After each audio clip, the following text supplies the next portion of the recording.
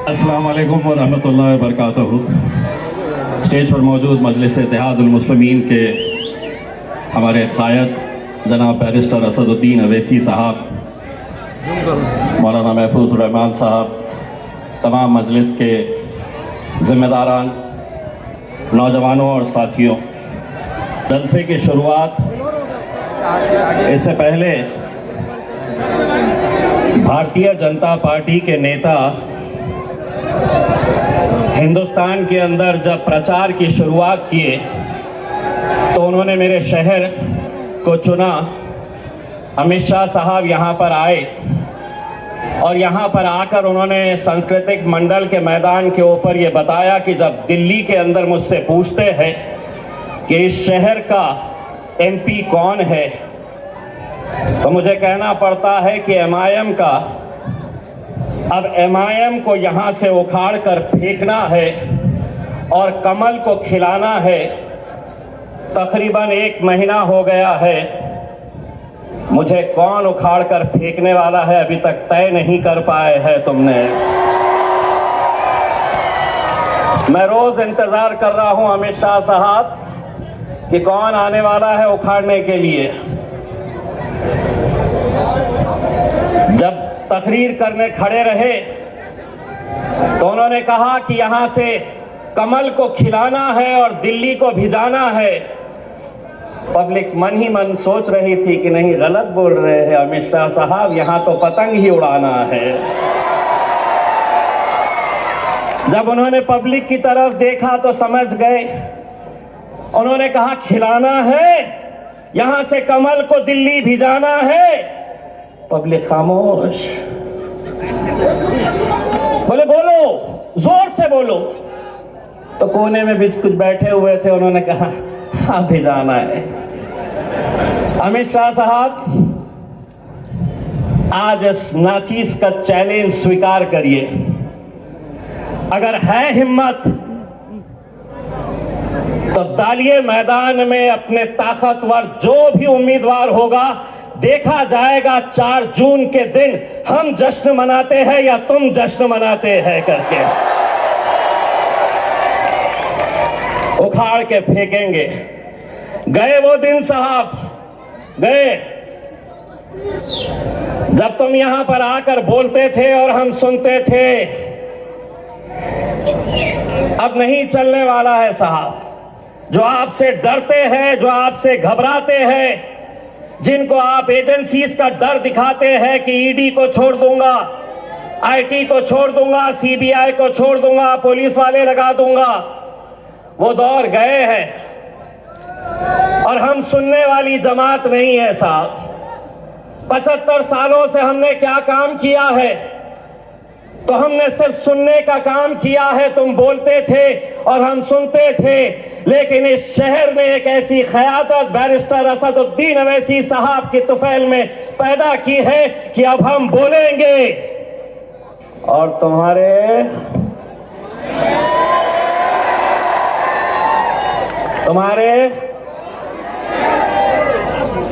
पापा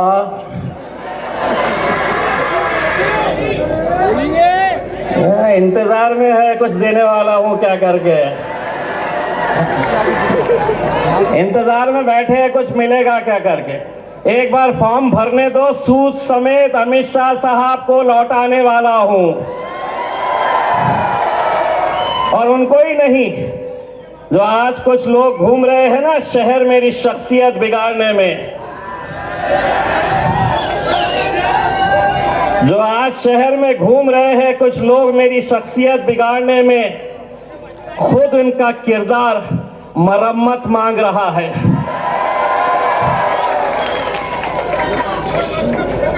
मेरे भाइयों, मैं आप लोगों का सबसे पहले तो तहे दिल से शुक्रिया अदा करना चाहता हूं।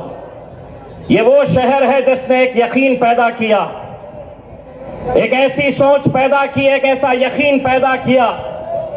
अगर हम मुत्तहिद हुए तो हम क्या कर सकते हैं। ये वही शहर है जब 2019 के अंदर हम जब लड़ने के लिए आए थे तो यहीं पर होटलों में बैठा जाता था, चौराहों के ऊपर बैठा जाता था। जिन्होंने तुम्हारी क़यादत को खत्म किया, आखिरी मेंबर ऑफ पार्लियामेंट, यहां जितने लोग हैं, जितने नौजवान मौजूद हैं, शायद वो उस वक्त पैदा भी नहीं हुए थे। 1980, 44 साल पहले की बात कर रहा हूं। 1980 के अंदर गाजी सलीम साहब इस शहर से आखिरी आपके मेंबर ऑफ पार्लियामेंट थे। उसके बाद क्या हुआ? वही हुआ जो 2019 के अंदर हमारे अपने ही लोग बैठ जाते थे चबूतरों के ऊपर, होटलों में बैठकर। आता क्या?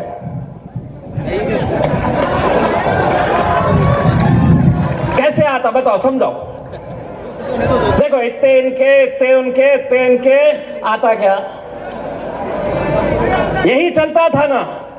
पूरे जहनों के अंदर बात डालने की कोशिश करते थे कि कुछ भी कर लो, यहां से तुम्हारा एमपी चुनकर नहीं आ सकता था। अरे तुम्हारे आंकड़े इस जमीन के ऊपर थे, मेरा हिसाब तो ऊपर वाला कर रहा था।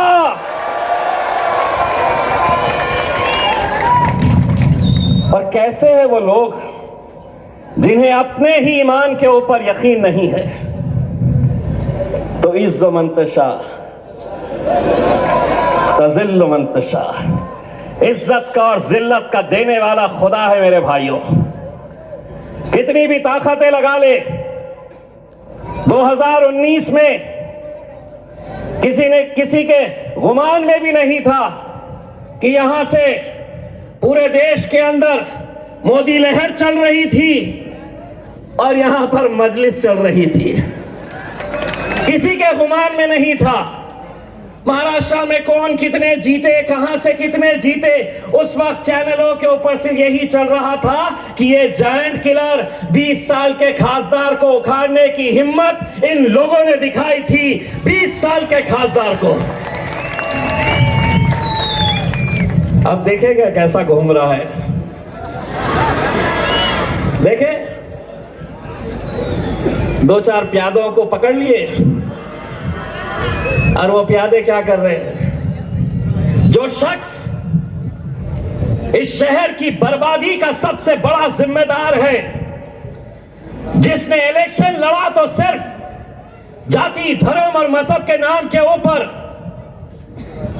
आज बताइए, 5 सालों के अंदर मैंने कौन सा ऐसा मुद्दा लिया जो इंसानियत के खिलाफ था? और जब मैं इंसानियत की बात कर रहा हूं तो हर जाति, धर्म और मजहब के बारे में बात कर रहा हूं।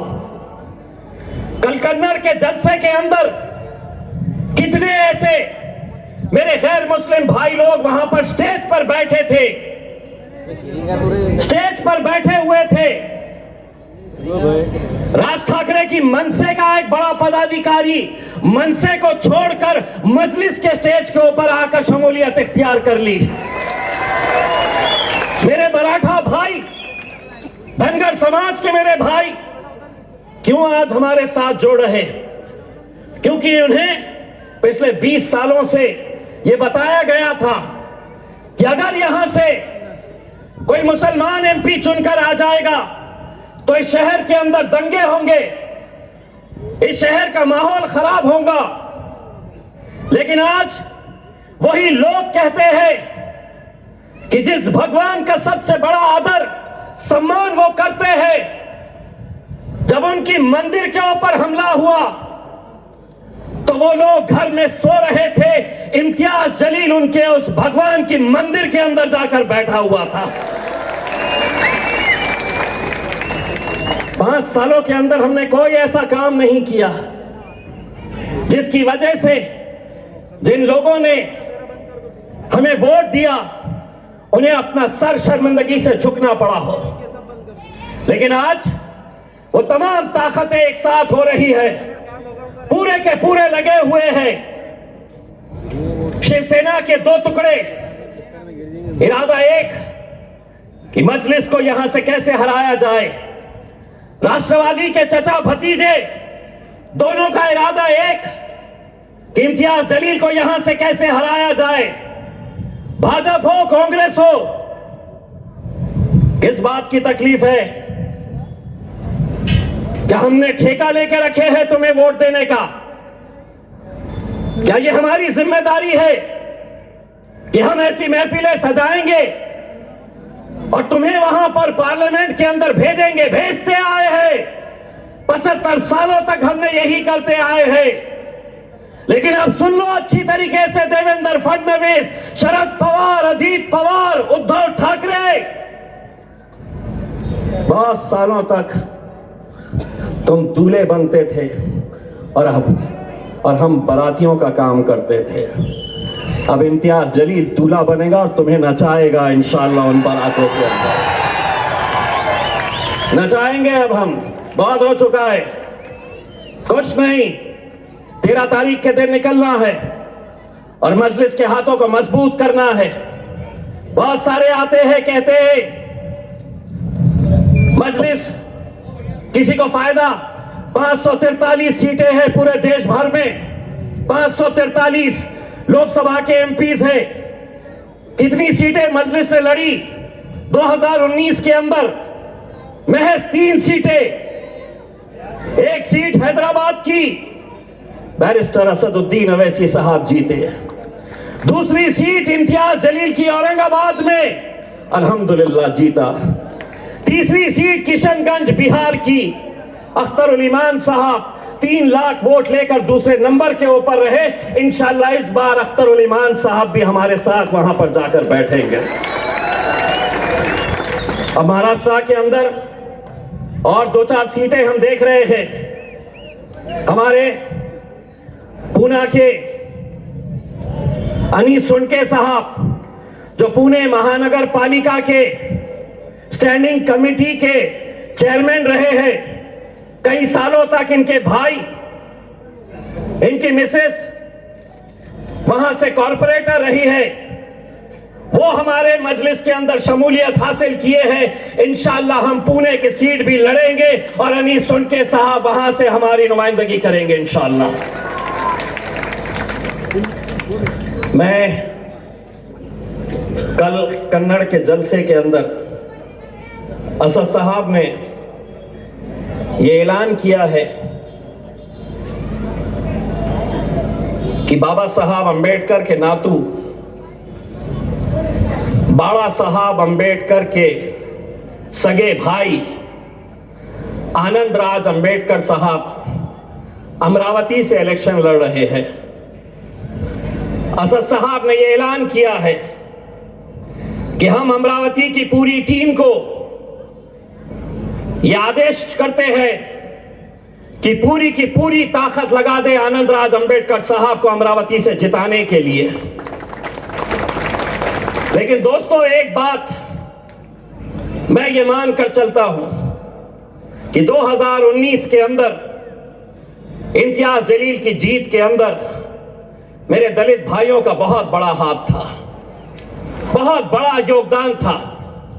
यकीन मानिए, अगर वो लोग नहीं रहते तो शायद ही हम यहां से जीत हासिल करते। आज भले ही वंचित बहुजन आघाड़ी के साथ हमारा गठबंधन नहीं हुआ है, लेकिन एक एहसान है हमारा उन पे।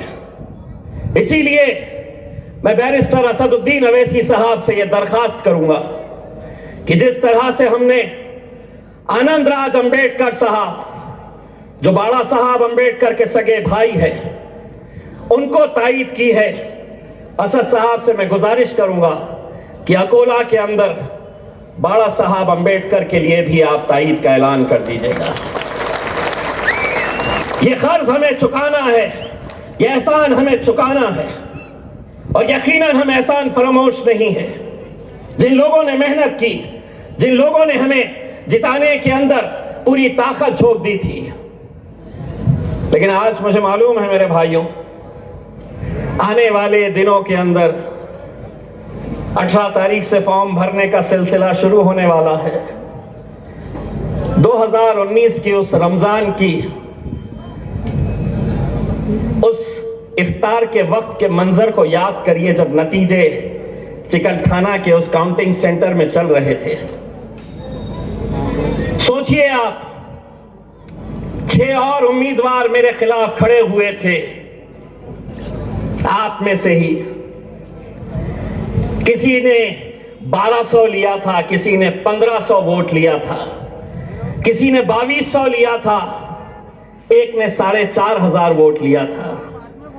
मेरी जीत में और हार में सिर्फ 4500 वोट का फर्क था।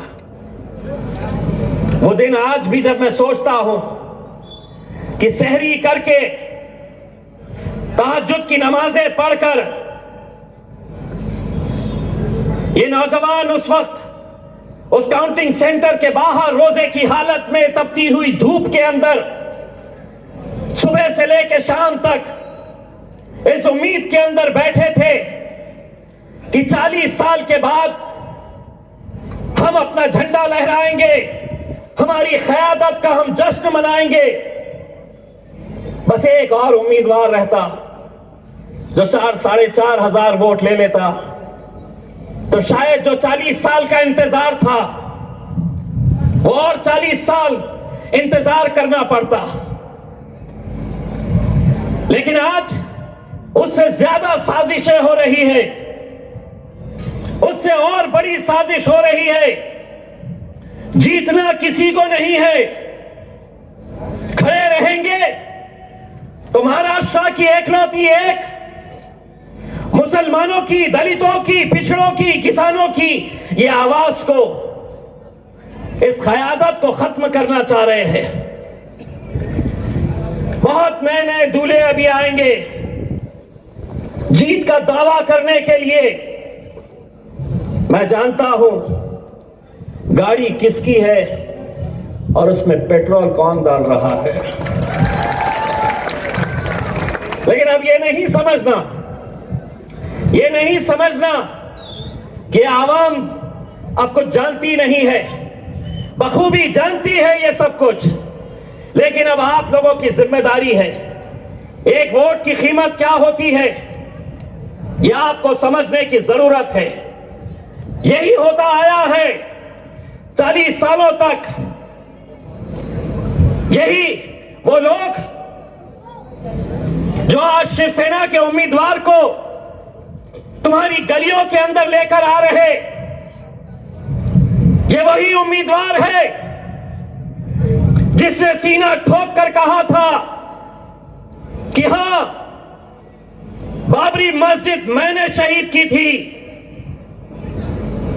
लानत है तुम्हारे ऊपर, सियासत गई चूल्हे में।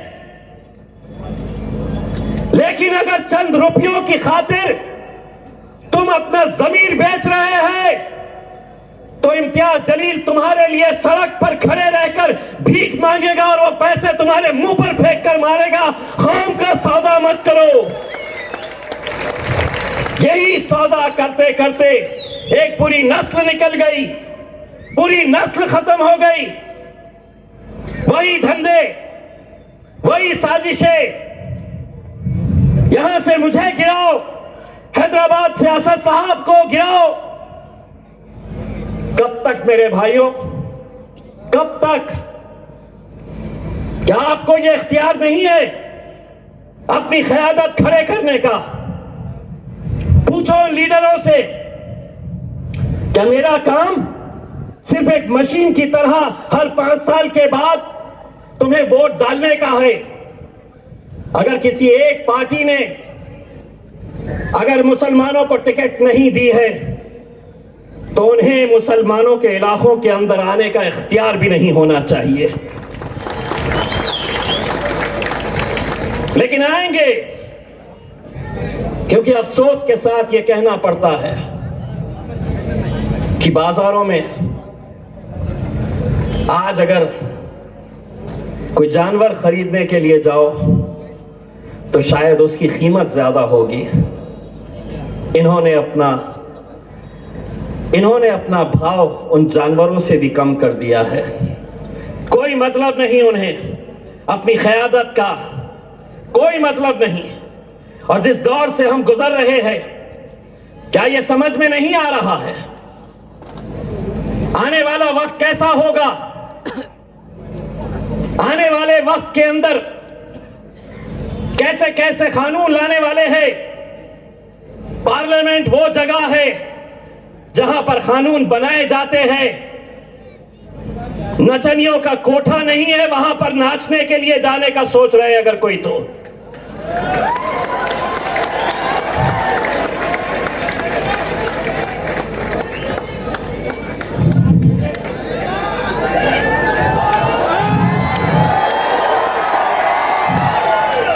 अभी फॉर्म खाला आपसे दुआ करते रहो जी, बाकी को सबको इंशाल्लाह बसर हो जाऊंगा इंशाल्लाह। आपसे दुआ करते रहिए खाला, आपकी दुआओं के अंदर ये ताकत है कि ऐसे चिल्ले पिल्ले कितने भी आए तो सबको संभाल लेंगे इंशाल्लाह। संभालेंगे ना?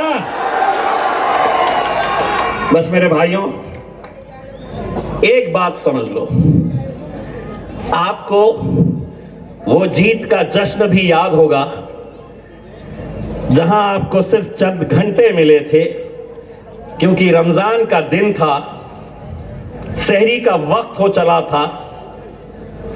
मुझे सर्टिफिकेट देते देते रात के 1 बज गए थे। बार बार देख रहे थे शायद वो आए, फिर दिल्ली को भेज रहे होंगे उनके पप्पा के पास, और पप्पा उनसे पूछ रहे होंगे कि पूरी लहर देश भर में थी, ये यहाँ पे क्या किए? तो यहाँ पे ये इन्होंने ये किए, ये एक पैगाम दिए कि 100 सोनार की। 1 बजे तक सर्टिफिकेट ही नहीं दे रहे, तो 1 बजे तक मैं शराफत से रहा। 1 बजे जाके बोला देता क्या नहीं देता? तो बाहर निकले तक, अपने इलाके तक पहुंचे तक शहर का वक्त हो चला था। तैयारी करो मेरे भाइयों, तैयारी कर लो। इंशाअल्लाह 4 जून को हिंदुस्तान का सबसे बड़ा जश्न ये शहर मनाएगा इंशाअल्लाह। और ये पहली मर्तबा होगा कि इस जश्न के अंदर मेरे सिर्फ मुसलमान भाई नहीं रहेंगे, मेरे दलित भाई, मेरे मराठा समाज, मेरा धनगर समाज, मेरे क्रिश्चियंस, जितने अलग अलग समाज के लोग हैं, आज वो अगर हमारे साथ खड़े हैं मेरे भाइयों, सिर्फ इस बुनियाद के ऊपर कि उन्होंने हमारा काम देखा है। बस आप लोगों को बड़ी जिम्मेदारी के साथ ये इलेक्शन का मुकाबला करना है, ये इलेक्शन के सामने जाना है, क्योंकि आने वाले वक्त के अंदर, आने वाले कुछ दिनों के अंदर कैसी साजिशें होने वाली है, कैसा पैसे का खेल खेला जाने वाला है, कितने लोगों को खरीदा जाने वाला है, कहाँ कहाँ ढाबों के ऊपर खाना खिलाया जाने वाला है। अल्हम्दुलिल्लाह हम तो लेते नहीं है, तो बहुत सारों को वहाँ पे भी लेके जाया जाने वाला है इसके अंदर। लेकिन इंशाअल्लाह एक बात तय है कि 4 जून को जश्न तो हम ही मनाएंगे। और आप लोगों के लिए एक पैगाम, फॉर्म भरने दो, दिल खोल के दूंगा सूद समेत। बहुत बहुत शुक्रिया। एक मिनट। अगर कोई आपसे ये कहता है कि मजलिस इत्तेहादुल मुस्लिमीन ने क्या काम किया और नहीं की, तो एक बात उनको कहना कि मजलिस इत्तेहादुल मुस्लिमीन के इस शेर ने अगर इस हैं, और ये जो सैलाब दिख रहा है ये तब्दीली की वजह से आया है। अगर मजलिस इत्तेहादुल मुस्लिमीन इस शहर की तारीख को नहीं बदलती थी, डेवलपमेंट की तारीख को, पिछले जो नगर सेवक हुआ करते थे, क्या आपके वार्ड में कितने करोड़ के काम हुए? उन्होंने मुझे बताया कि हमारे वार्ड में 35 करोड़ के काम हुए। और हमारे नगर सेवक जो 26 आए थे कुल औरंगाबाद शहर में, तो आप 35 करोड़ के हिसाब से हिसाब लगा दीजिए कि शहर औरंगाबाद में 35 करोड़ के हिसाब से कितने करोड़ का काम हुआ है।